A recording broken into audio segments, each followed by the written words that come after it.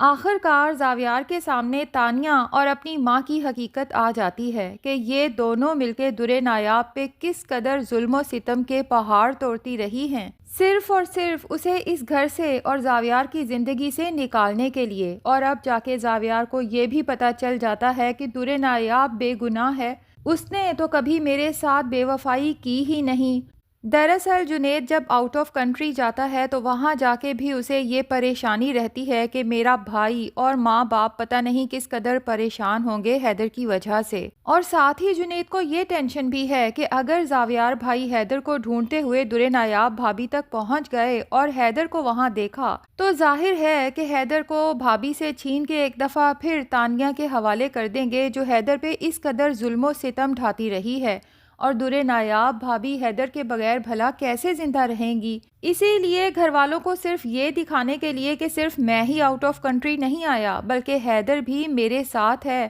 جنید اپنے گھر والوں کو کال کر کے کہتا ہے کہ مجھے پتا ہے آپ لوگ حیدر کے لیے پریشان ہیں، لیکن پریشان ہونا چھوڑ دیں کیونکہ حیدر محفوظ ہاتھوں میں ہے۔ اس وقت درِ نایاب بھابھی اور حیدر دونوں ہی میرے ساتھ ہیں، اور یہ سب ہم نے مجبوری کے تحت کیا ہے جب ہمیں پتہ چلا کہ زاویار بھائی حیدر کو لے کے آؤٹ آف کنٹری جانے کا پلان بنا رہے ہیں، کیونکہ آپ لوگوں کو اندازہ تو ہو ہی چکا تھا کہ بھابھی حیدر کی کسٹڈی کا کیس جیتنے والی ہیں۔ تو آپ لوگوں نے کیا سوچا کہ درِ نایاب بھابھی سے حیدر کو اتنا دور کر دیں گے کہ وہ ساری زندگی اس کی شکل دیکھنے کو ترسیں؟ زاویار کا تو غصے سے خون کھولنے لگتا ہے کہ جنید کی جرت کیسے ہوئی۔ سب سے پہلے تو کہتا ہے کہ تم درِ نایاب کو کس رشتے سے بھابھی کہہ رہے ہو جبکہ ہم دونوں کی تو طلاق ہونے والی ہے۔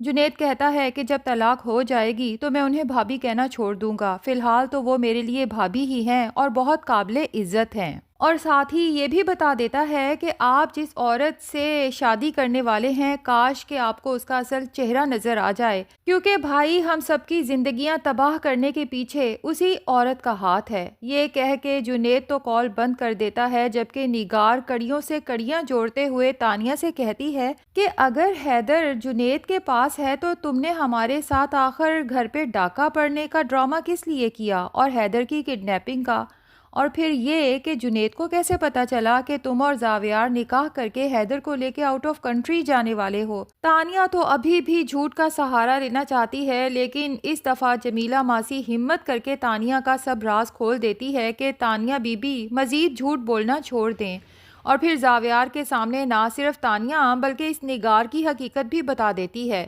زاویار کے سامنے وہ تمام جولری اور چیکس لا کے رکھ دیتی ہے جو تانیہ نے یہ سب کام کرنے کے لیے جمیلہ اور لقمان کو دیے تھے، اور ہاتھ جوڑ کے معافی مانگتے ہوئے کہتی ہے کہ ہم نے اس سب میں تانیہ کا ساتھ ضرور دیا ہے، لیکن ان پیسوں یا جولری کی لالچ میں نہیں بلکہ ایک معصوم بچے کو اس کی ماں سے ملانے کے لیے، کیونکہ آپ کو تو نہیں پتا کہ تانیہ بی بی حیدر پہ کس قدر ظلم و ستم ڈھاتی تھیں۔ آپ کے سامنے حیدر سے محبت کا ڈرامہ کرتی تھیں جبکہ سارا دن حیدر سرونٹ کوارٹر میں پڑا روتا تڑپتا رہتا تھا۔ اور پھر جب جمیلہ زاویار کو بتاتی ہے کہ آپ کو تو کچھ اندازہ ہی نہیں کہ صرف حیدر ہی نہیں بلکہ آپ کی بیوی درِ نایاب پہ بھی اس گھر میں کتنے ظلم و ستم ہوئے ہیں، کیونکہ تانیہ اور نگار بی بی دونوں ہی درِ نایاب بی بی کو اس گھر سے نکالنا چاہتی تھیں۔ اور پھر لقمان آگے بڑھ کے معافی مانگتا ہے، زاویار سے کہتا ہے کہ صاحب جی مجھے معاف کر دیں، درِ نایاب بی بی اور جنید صاحب کا آپس میں کوئی چکر نہیں ہے،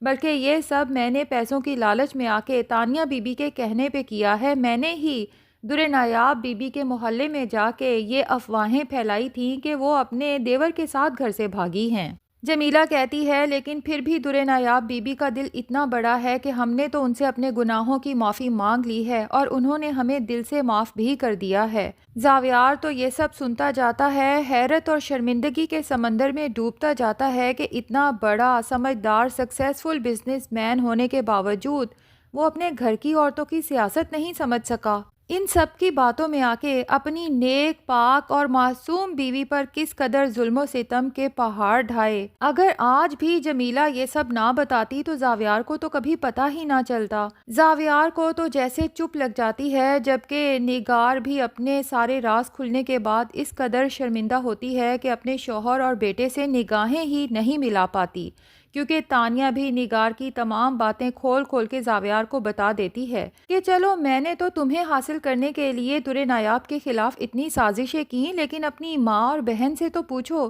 کہ انہوں نے صرف در نایاب ہی نہیں بلکہ اپنے سگے بیٹے کا گھر برباد کیا، اس کے اوپر اتنا ظلم و ستم کیا، آخر کس وجہ سے؟ زاویار کو تو بس چپ لگ جاتی ہے، کسی سے بات ہی نہیں کرتا، اپنے آپ کو ایک کمرے میں قید کر لیتا ہے اور سارا دن روتے ہوئے گزارتا ہے کہ اب وہ اگر در نایاب کا سامنا کرے بھی، اس سے معافی مانگے بھی تو کس منہ سے؟ در نایاب تو آخری لمحے تک کہتی رہی کہ زاویار یہ سب جھوٹ ہے، میرے خلاف سازش ہے، لیکن زاویار نے در نایاب پر زندگی کو اتنا تنگ کر دیا کہ اسے آدھی رات کو اپنے بیٹے کو لے کے گھر چھوڑنا پڑا۔ اب تانیہ کو تو اندازہ ہو جاتا ہے کہ زاویار یہ سب سچائی جاننے کے بعد مجھ سے کبھی شادی نہیں کرے گا، اس پر تو پاگل پن کے دورے پڑنے لگتے ہیں، کبھی رونے لگتی ہے، کبھی خود کو پیٹنے لگتی ہے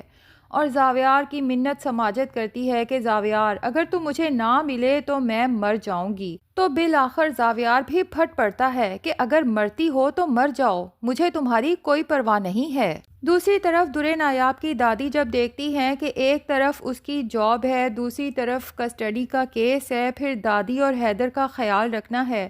تو وہ پریشان ہو کر کہتی ہیں کہ در نایاب تم اتنا سب کچھ بھلا اکیلے کیسے کرو گی؟ اور پھر گھر چھوڑنے کے بعد کسٹڈی کے کیس کے ساتھ اخراجات بھی اتنے بڑھ چکے ہیں، تم اکیلی بھلا یہ سب کیسے پورا کرو گی؟ تو نایاب اپنی دادی کو حوصلہ دیتی ہے کہ دادی بھلا آپ اتنی نا امید کیسے ہو سکتی ہیں جو ساری زندگی مجھے امید کی کرن دکھاتی آئی ہے، اگر اللہ نے ابھی تک ہمارا ساتھ دیا ہے تو آگے بھی یقیناً ہمارے لیے آسانیاں پیدا کرے گا۔ دوسری طرف نگار اور جویریہ نے بھی خود کو کمرے میں قید کر رکھا ہے، رو رو کے برا حال ہے۔ نگار جویریہ سے کہتی ہے کہ میں کیسی ماں ہوں، میری وجہ سے میرے دونوں بیٹوں کی زندگیاں برباد ہو چکی ہیں، دونوں ہی اس وقت دکھ اور تکلیف میں مبتلا ہیں، ایک اولاد میری اتنی دور جا کے بیٹھ گئی ہے، پتہ نہیں کہاں کہاں بھٹک رہی ہے، جبکہ جنید کو تو ابھی ہمارے سہارے کی ضرورت تھی اور دوسری پاس ہو کے بھی میلوں دور لگتی ہے۔ تو جویریہ اپنی ماں کو مشورہ دے گی کہ موم اب ایک ہی طریقہ ہے جس کے بعد ہم نہ صرف زاویار بھائی کا دل اپنی طرف سے صاف کر سکتے ہیں بلکہ اس گھر کی خوشیاں بھی لوٹ سکتی ہیں،